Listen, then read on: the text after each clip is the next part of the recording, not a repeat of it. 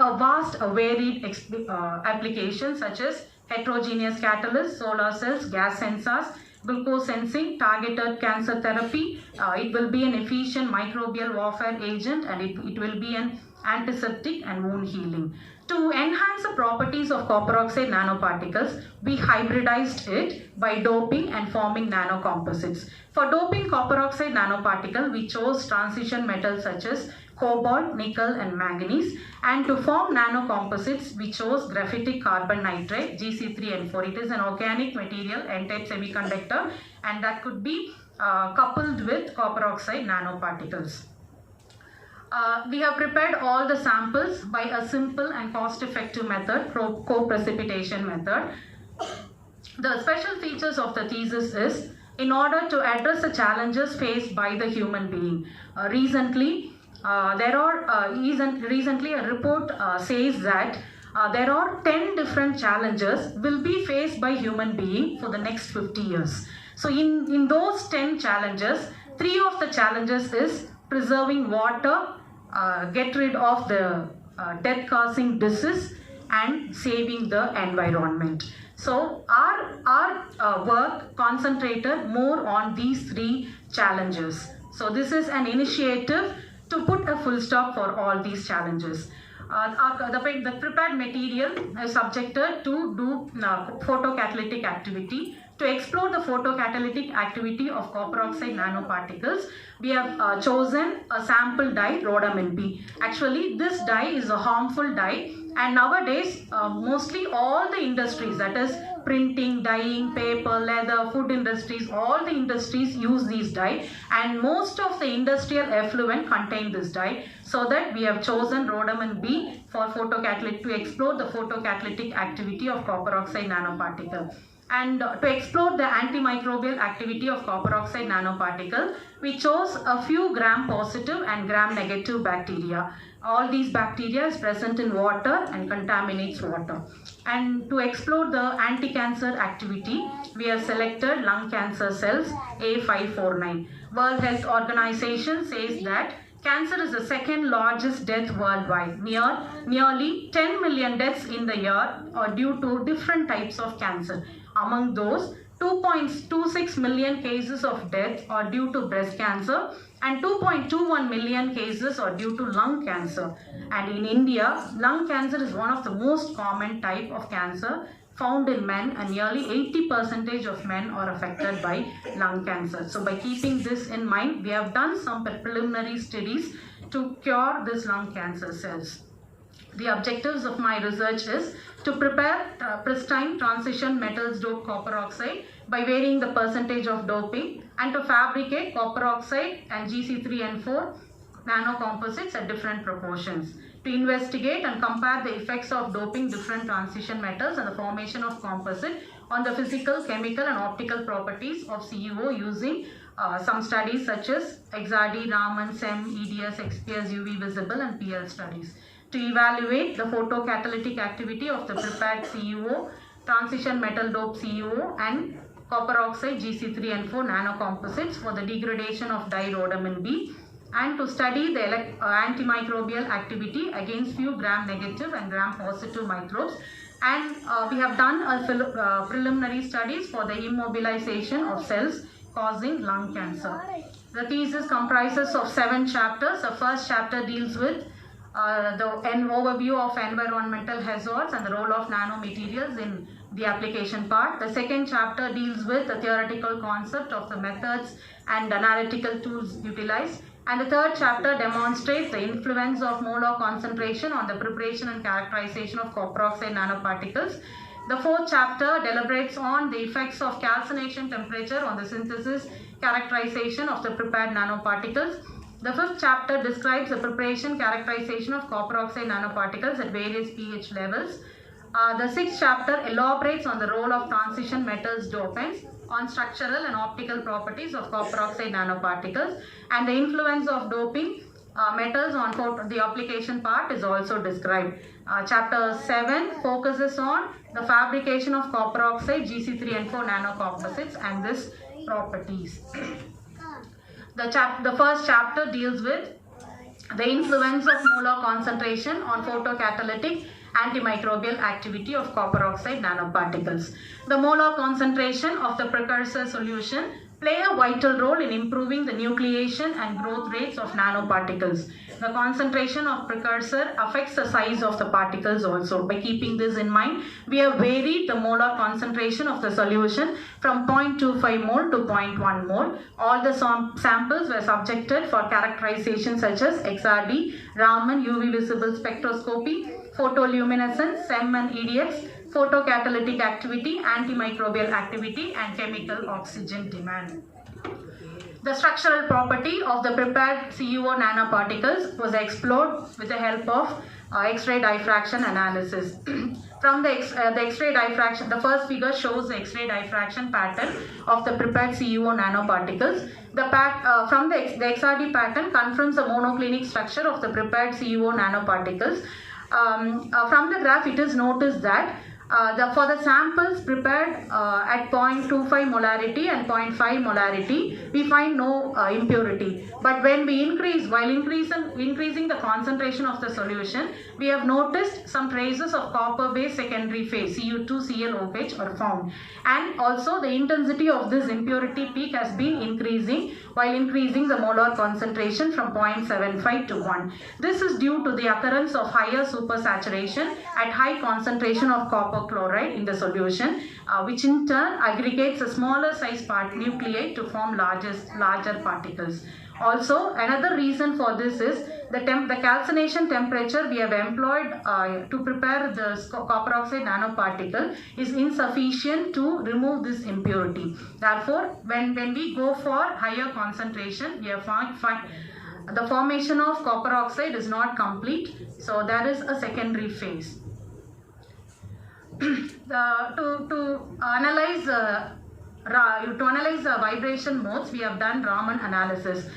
In Raman analysis, we have observed 3 peaks. The first peak at 296 centimeter corresponds to the AG mode of CuO, that is due to the in and out phase rotation of CuO. The second peak at 343 and the third peak at 613 centimeter inverse, they correspond to 2 BG modes, which is due to the CuO bending and CuO stretching.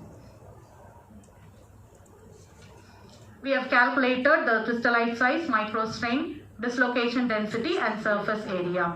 The crystallite size seemed to be very lesser for the sample prepared at 0.5 molarity.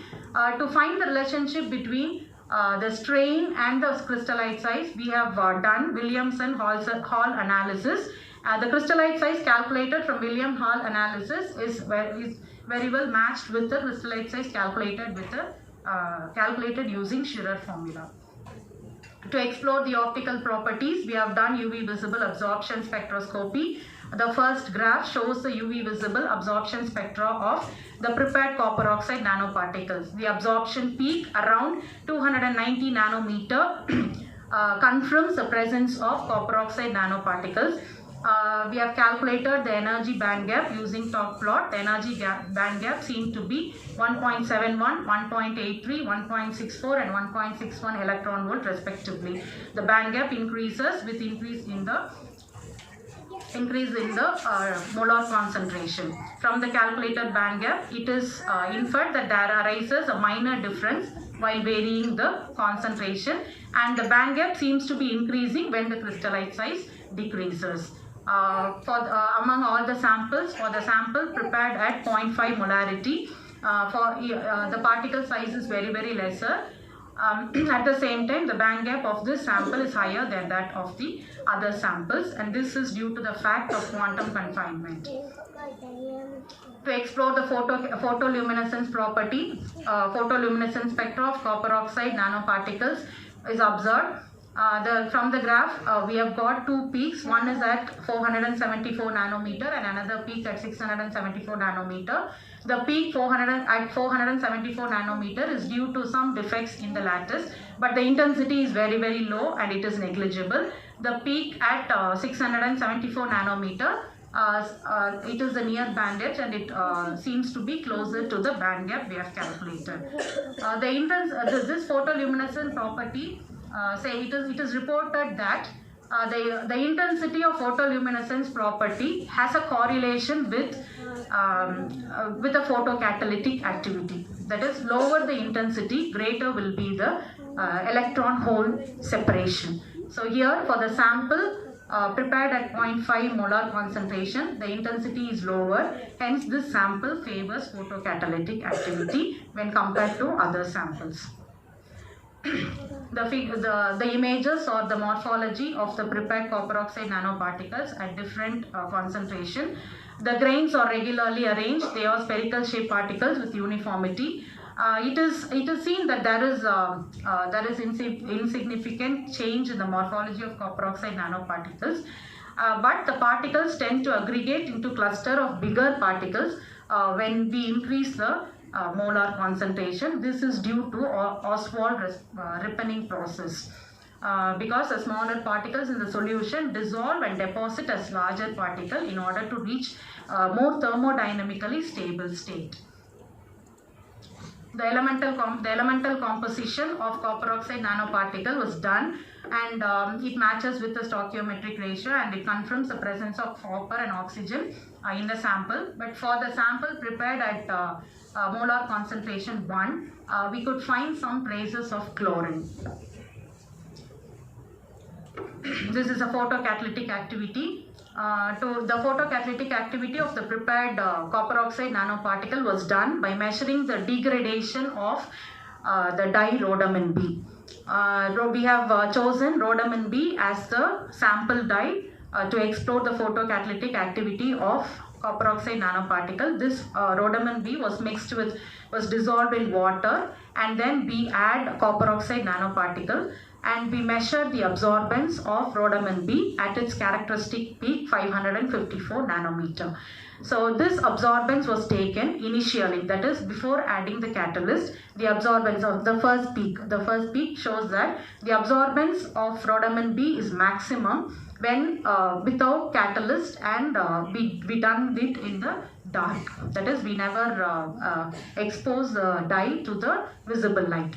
And after that, we have mixed, or we have incorporated the catalyst, and we expose it to the visible light irradiation for different intervals of time, and we have measured the absorbance again. So when after adding the catalyst and after exposing to visible light, the intensity of the absorbance seemed to be decreasing. So this confirms that the dye has been degraded at around 360 minutes. The degradation, the spectral changes of the rhodamin B for all the samples has been given, and here the sample prepared at 0.5 molar shows higher percentage of degradation. That is, it degrades 85% of rhodamin B when compared to other samples.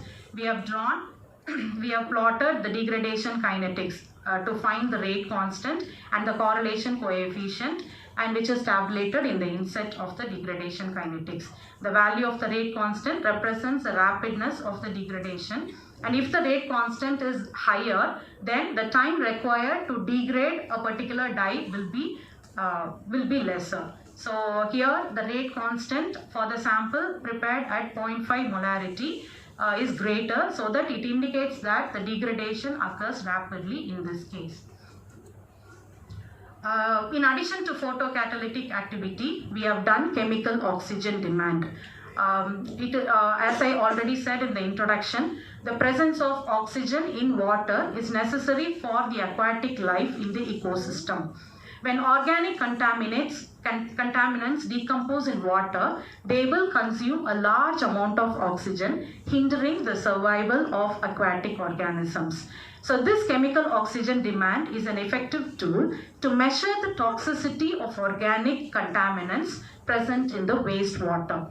The COD of the dye has been measured before treating it with copper oxide nanoparticles and after treating it with copper oxide nanoparticles. Initially, the COD value is very, very high. So that is, it is around 600. It is a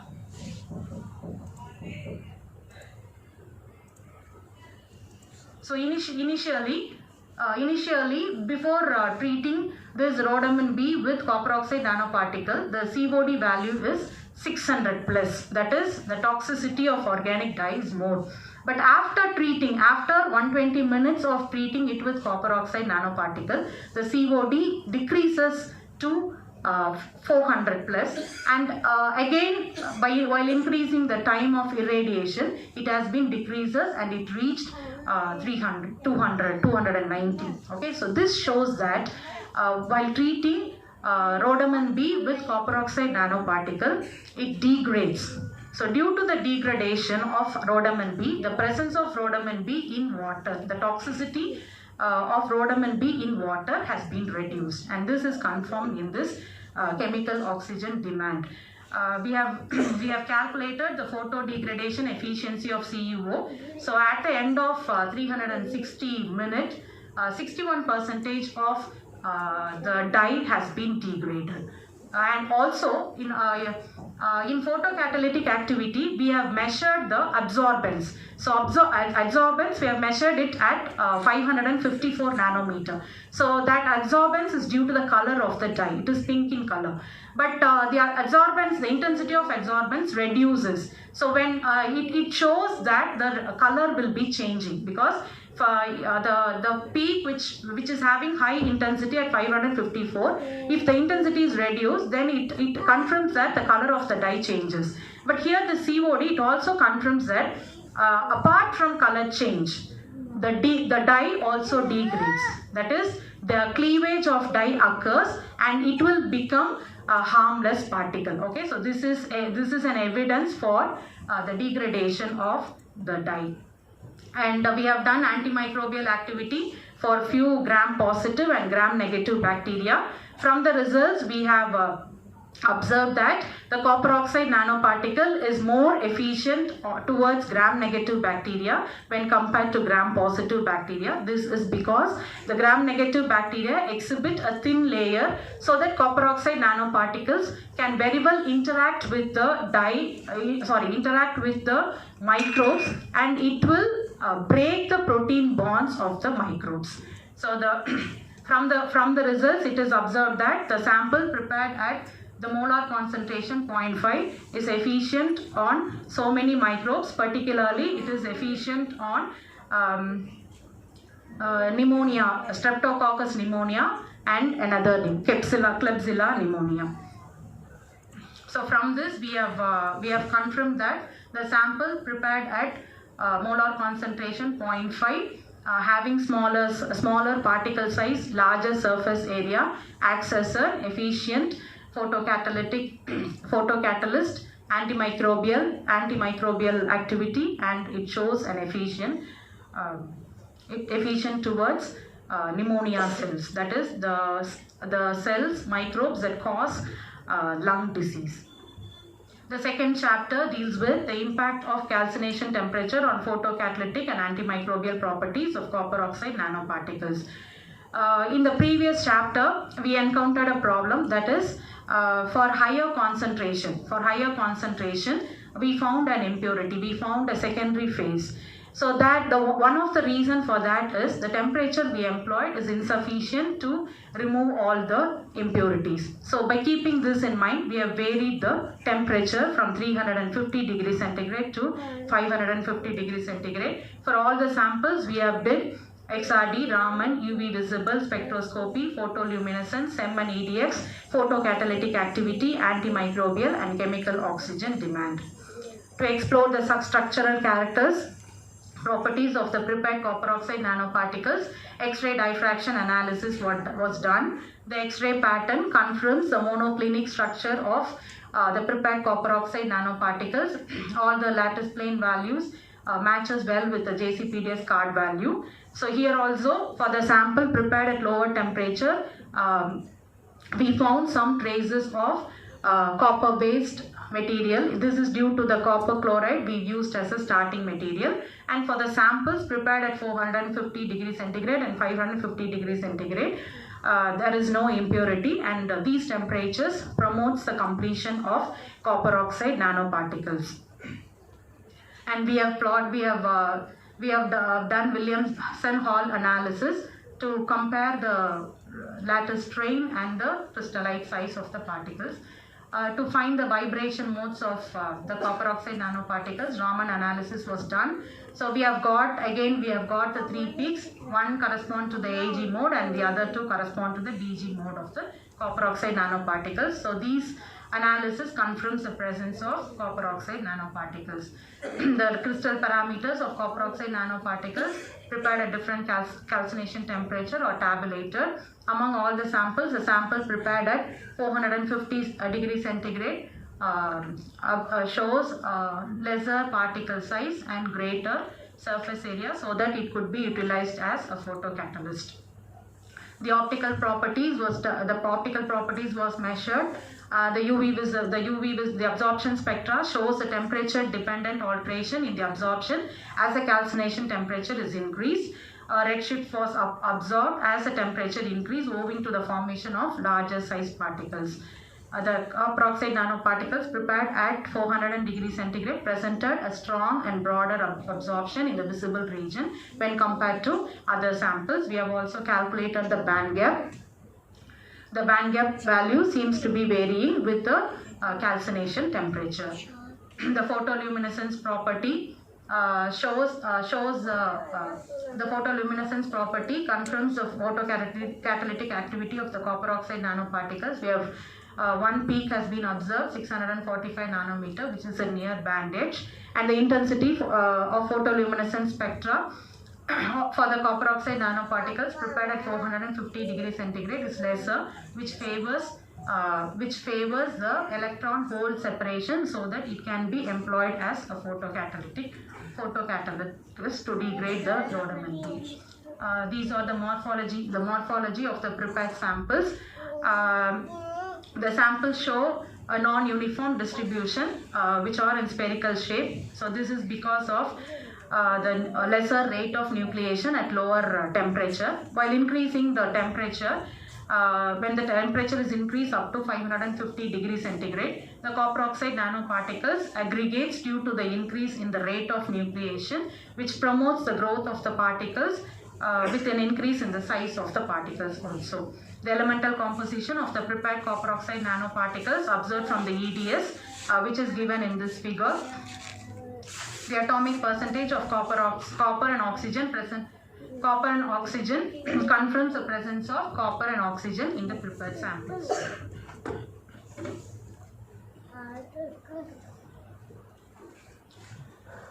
To explore the photocatalytic activity, the degradation of dye rhodoman B was measured. The spectral changes of the absorbance of rhodoman B was recorded for every 60 minutes for a total of 360 minutes with the assistance of visible light and copper oxide nanoparticles. It is noted that the intensity of the absorption spectra decreases when the irradiation time increases and in the presence of copper oxide nanoparticles. Among all the samples, the sample prepared at 450 degrees centigrade degraded 83% of rhodoman B. We have drawn the kinetic plot also. The rate constant for that sample is higher, so that it required very less time to degrade the harmful dye rhodoman B. Next, we have done the chemical oxygen demand. Similar to the previous sample, the chemical oxygen demand for the rhodoman B is higher when without treating in the absence of copper oxide nanoparticles, and it has been reduced up to 250 when we increase the time of irradiation in the presence of copper oxide nanoparticles. So we have calculated the photo degradation efficiency of copper oxide nanoparticles. At the end of 360 minutes, 59% of dye has been degraded. In addition to decolorization, the mineralization of dye also happened. We have done antimicrobial activity of the prepared copper oxide nanoparticle for the same gram-negative and gram-positive bacteria. Among all the sample prepared at 450 degrees centigrade shows efficient towards the microbe Streptococcus pneumonia, Aeruginosa and Klebsiella pneumonia. These are the antimicrobial these are the pictures of the antimicrobial activity done. The next chapter is we have varied the pH of the we have varied the pH of the sample. The pH of the precursor solution influences the particle size and morphology of the material. The pH is varied from acidic to basic condition and the pH was optimized. For all the samples, we have varied the pH from 4 to 10. For all the samples, we have done XRD, Raman, UV visible spectroscopy, photoluminescence, SEM, EDX and mapping, photocatalytic, antimicrobial activity, chemical oxygen demand, and for this sample, we have done the preliminary studies for anti-cancer activity. To explore the structural properties, X-ray diffraction analysis was done for all the samples. Thus, for the sample prepared at pH 4, pH 6, pH 8 and pH 10, the XRD pattern confirms the monoclinic structure of copper oxide nanoparticles and all the values matches with the JCPDS card value. So here at lower temperature, it is noticed that in addition in acidic condition, that is at pH 4 and pH 6, due to the insufficiency of OH ions, a copper-based secondary phase was formed. Because pH is nothing but it is a ratio of hydrogen and hydroxyl ions.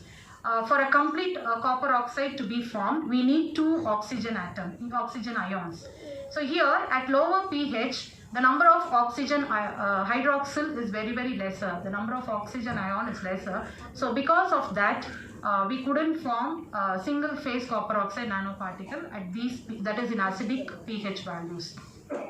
But while increasing the pH, we could form the formation of complete CuO. Actually, reports suggested that at lower pH we can have Cu2O, but in our case it is different. While increasing the pH of the solution, we could observe a complete formation of copper oxide nanoparticles. The Raman analysis was done, so we have obtained the same 3 peaks. The first peak is due to the Ag mode. The second and third peak is due to the 2 Bg modes of copper oxide bending and stretching respectively. We have calculated the crystallite parameters of copper oxide nanoparticles. We have calculated the microstrain, dislocation density and surface area. For the sample prepared at pH 8, the particle size is lesser. Actually, for the sample prepared at pH 6 is also lesser, but here we didn't get pure formation of copper oxide. So this sample is having particle size lesser, and it has more surface area, which favors the interaction of copper oxide nanoparticles with the dye molecules and other microbes. The UV visible, the absorption spectra of copper oxide nanoparticles prepared at different pH value is shown in the figure. A strong peak of absorption at 276 nanometer indicates that copper oxide nanoparticle was formed. This absorption band was ascribed to the transition of interband of copper metal core electrons exist in copper oxide nanoparticles. The spectral data indicates that strong absorption is absorbed in the visible region, so that it could be utilized as photocatalyst. The PL spectra shows 2 peaks, one at 475 nanometer and one at 674 nanometer. The peak at 475 nanometer is due to some defects. The intensity is very low, so it could be negligible. So this is the near bandage and it matches with the band gap of the sample prepared. The morphology, while increasing the for the first two chapters, while varying the molar concentration and while varying the temperature, we didn't notice any specific change in the morphology. But while varying the pH, we have noticed some changes in the morphology. For the sample prepared at pH 4, we found some formation of nanoclusters, and for the sample prepared at pH 6, we noticed some spherical grain-like structure. And for the sample prepared at pH 8, we noticed some nanoflakes-like structure, and for the sample prepared at pH 10, we noticed some cube shape like grains. So varying the pH of the solution contributes to the change in morphology of the samples. And the EDS spectra confirms the presence of copper and oxygen. For the sample prepared at lower pH, we have some traces of fluoride, but while increasing the pH, we have only the proportion of oxygen and copper. So we have also analyzed the mapping for the samples prepared at pH 4 and pH 8. These graphs very well matches with the stoichiometric ratio. Similarly, the photocatalytic activity for all the samples was done. Among all the samples, the sample prepared at pH 8 shows 88% of degradation. That is, it degrades 88% of the dirhodamine B. We have also plotted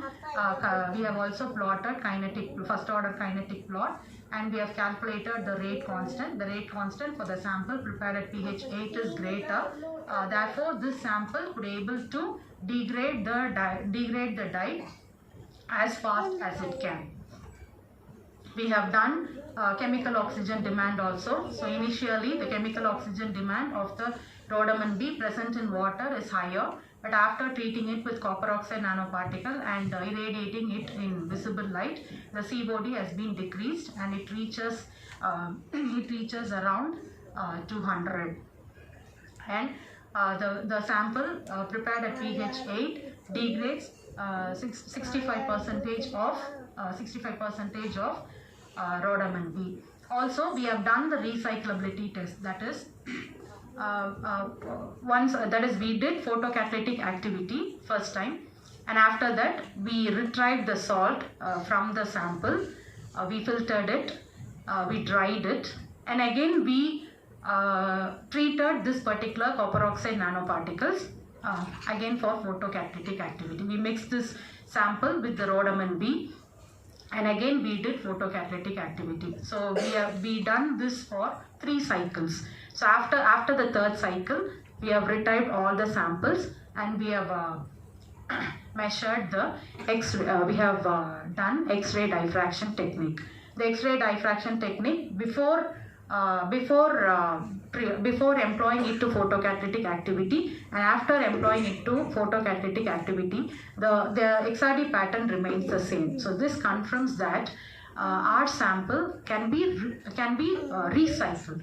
That is, we can use the same sample for many times to perform photocatalytic activity. So this we have done antimicrobial activity also for gram-positive and gram-negative bacteria.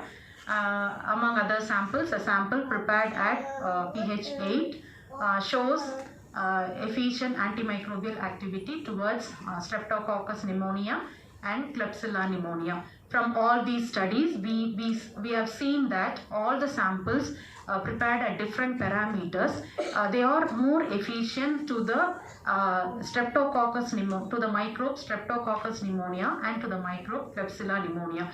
Both these microbes are harmful to human beings. When it is present in water, it will affect the lungs of the human being. So from all these studies, we confirm that we got the information that our sample could be used to destroy the microbes which causes disease in the lung.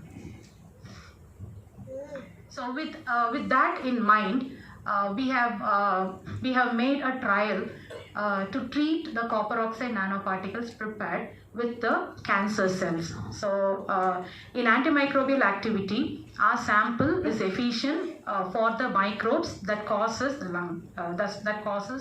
lung disease.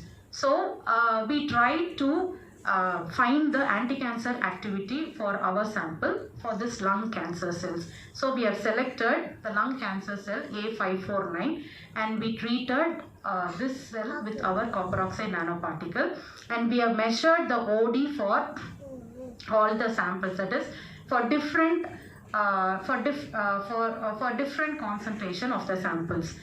Here 90 microgram per milliliter of copper oxide nanoparticles is sufficient to destroy 50% of cancer cells. So this is the thing we noticed. So we need 90 microgram of our salt to destroy 50% of cancer cells. The percentage of cell viability declined when increasing the concentration of copper oxide nanoparticles. This work has been published in Applied Physics A.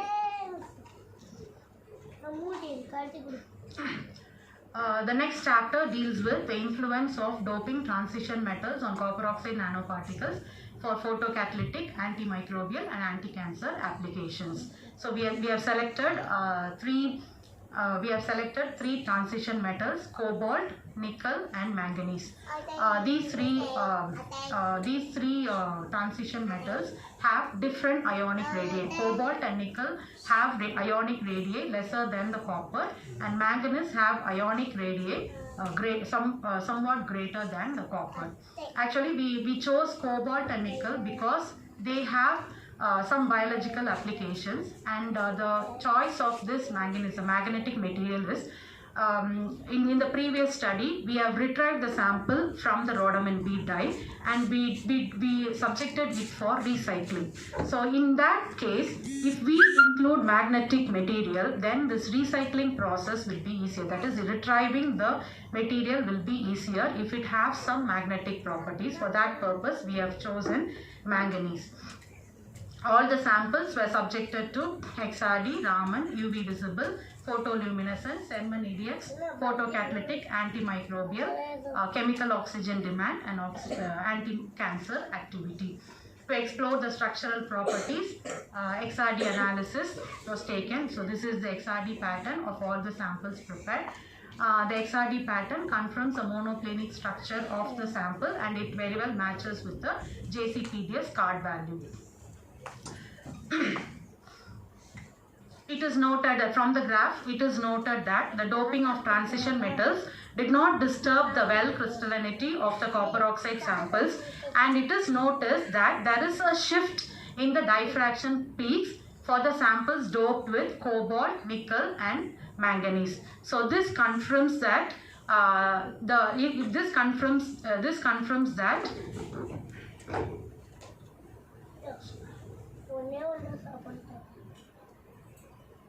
excuse me. So this confirms that the transition metals are very well substituted in the CU site. The Williamson-Hall plot was analyzed for the pristine and transition metal dope nanoparticles. The particle size calculated, the microstrain, dislocation density, surface area is tabulated. Among all the samples, the sample doped with cobalt shows a smaller particle size and it shows higher surface area, so that this sample can be an efficient photocatalyst when compared to other samples. The Raman spectra of the pristine and doped copper oxide nanoparticle is shown. Here also we have observed three peaks, one at 296, 342 and 613 centimeter inwards. But here we have noticed a shift due to the substitution of cobalt, manganese and nickel. For cobalt and nickel, the peaks have been shifted towards the lower wave number, and for manganese the peaks have been shifted towards a higher wave number. This is due to the ionic radii of all the variation in the ionic radii of the transition metals doped. The absorption spectra of the prepared nanoparticles is shown here. The energy band gap is also calculated, and the values are 1.40, 1.52, 1.65 and 1.73 electron volt respectively. So here the band gap values appears to be increasing as the dopants are introduced in Cu2+ sites. This is because of the quantum size effects. because that is while doping, we encountered the size to be reduced. So the size decreases while doping transition metals in the copper oxide nanoparticle, and especially for cobalt dope, the size is calculated as 12 nanometer. So this 12 nanometer is very lesser than the bore radius. So because due to this, the band gap has been increased. So this is quantum size effects. This is due to the quantum size effect. And we have measured the photoluminescence spectra. The photoluminescence spectra, here also we are having some shift in the peaks, and the intensity of the peak for the sample doped with cobalt is very lesser, so that it could be employed in photocatalytic activity. Here, these are the morphological properties of the prepared copper oxide nanoparticle. So here also, while doping transition metals to copper oxide nanoparticles, we have noticed some change in the morphology. For copper oxide, we observed nano flake-like structure, and we have also measured the EDS, the amount of oxygen and copper present in the sample, and these are the mapping. And for the sample doped with cobalt, we have noticed some sprout-like structure, nano sprout-like structure. The EDS spectra confirms the presence of cobalt in the prepared sample. And for the sample doped with Ni, we have encountered a flower-like structure, and the EDS spectra confirms the presence of nickel. For the sample doped with manganese, we have noticed some bead-like structure, and the presence of manganese was also confirmed by EDS spectra and the mapping. We have done photocatalytic activity. So among all the samples, cobalt doped copper oxide nanoparticles shows higher photocatalytic activity. The efficiency of cobalt doped copper oxide nanoparticle is around 97.85. That is, it degrades 97.85% of copper of rhodamin B. We have also plotted the first order kinetics also. We have done chemical oxygen demand for all the samples. So similarly, the incorporation of copper-based material decreases the chemical oxygen demand of the rhodamin B. The cobalt doped copper oxide nanoparticle shows highest photodegradation efficiency when compared to other samples. We have done antimicrobial activity. So in antimicrobial activity also, the cobalt doped copper oxide nanoparticles show highest efficiency. So this is due to the particle size, lesser particle size, greater surface area, and less photoluminescence intensity. We have done anti-cancer activity for all the samples. For the pristine copper oxide nanoparticle, 90 microgram of copper oxide nanoparticle destroys 50% of cancer cells. For cobalt doped copper oxide nanoparticle, 20 microgram of salt is enough to destroy 50% of cancer cells. And for nickel doped copper oxide nanoparticles, 70 microgram of salt is required to destroy 50% of cancer cells. And for manganese doped copper oxide nanoparticle, 40 microgram of the salt is required to destroy the 50% of cancer cells. So from these studies, we noticed that the small amount of cobalt doped copper oxide is required to destroy 50% of cancer cells. So this sample is more efficient when compared to other samples. We need not give more dosage to the cancer cells. So a minimum dosage could able to destroy 50% of cancer cells that is present in the human being. This work has been published in Journal of Materials Research. Then the second step we have done is to enhance the properties of copper oxide nanoparticles, we doped it with transition metals. Another step we have done is forming nanocomposites with an organic material, with an organic semiconductor. So we chose graphitic carbon nitride to form nanocomposite, and we have done it in 3 different percentage. For all the samples, we have carried out XRD, Raman, UV visible spectroscopy, photoluminescence, SEM, and EDX, photocatalytic antimicrobial activity, chemical oxygen demand, and anti-cancer activity also. To explore the structural characteristics, we have analyzed X-ray diffraction. The X-ray diffraction pattern, so this is the X-ray XRD pattern of bare GCN. This is the XRD pattern of copper oxide, and these are the XRD pattern of the nanocomposite CuO, GC3 and 4 nanocomposites. So here in these samples, we could notice the peaks of copper as well as the peak of GC3 and 4. So this confirms the formation of CuO, GC3 and 4 nanocomposite. We have done Raman spectra also. So these are the peaks we observed. So here the peak. It's not working. So these peaks is due to the carbon and nitrogen bonding heterocycles, which is present in graphitic carbon nitride. The optical properties shows the peak centered. That is, this is optical property of all the samples for bare GC3 and 4, CuO, and the nanocomposite. For the sample prepared with 6% of GC3 and 4, the absorbance is efficient when compared to other samples. We have calculated the band gap. The band gap seems to be decreasing while increasing the concentration of graphitic carbon nitride.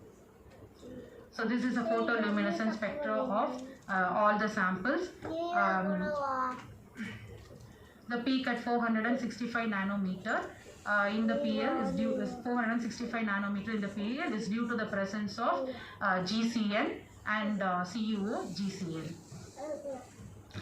This is a morphology of all the samples. Here, this is a morphology of copper oxide nanoparticle, and this is GCN. And here, while forming nanocomposite, this GCN is like a sheet, and onto the sheet we have some copper oxide nanoparticles. So this confirms the formation of nanocomposite. So the EDS spectra confirms the presence of carbon, nitrogen, and oxygen in graphitic carbon nitride, and it confirms the presence of copper oxide, carbon, and nitride in CuO, GC3 and 4 nanocomposites, and these are the mapping of all the samples. So we have done XPS spectra. So the XPS spectra confirms the presence of carbon, nitrogen, and copper in all the samples. So we have also done photocatalytic activity. When compared to other samples, the sample with higher concentration of GC3 and 4 shows higher efficiency towards the rhodamine B type. The percentage is 88%. We have done chemical oxygen demand also. The sample prepared at a higher concentration of GC3 and 4 degrades 86% of rhodamine B type. We have done antimicrobial activity also. So these samples they act as a good antimicrobial agents. So we have done anti-cancer activity also. So here for copper oxide we have seen some result, but for bare GCN we need more amount of GCN to destroy 50% of cancer cells. But when we form nanocomposite, only 10% microgram of the salt is required to degrade, to destroy the cancer cells. So this is the improvement while forming nanocomposites of CuO and graphitic carbon nitride nano. By concluding it, we have successfully synthesized copper oxide nanoparticle by a simple, cost-effective co-precipitation method. The crystalline quality, morphology and optical properties were tuned by adjusting the preparation parameters such as molar concentration, calcination temperature and pH value of the solution. The surface properties of the CuO nanoparticles were altered by doping transition metals and fabricating nanocomposites by anchoring CuO with graphitic carbon nitride. The photocatalytic properties of all the samples were examined using rhodamin B as a testing effluent. The antimicrobial and anti-cancer properties of all the samples were evaluated against gram-positive, gram-negative and anti-cancer cells. The efficiency of the photocatalytic, antimicrobial and anti-cancer activity has been improved while doping different transition metals and fabricating nanocomposite. The results obtained from this study open a new avenue to prepare CuO, GC3 and 4 nanocomposites to use as chemo drugs using against A59 lung cancer cells. These are the landmarks of my doctoral studies. Thank you.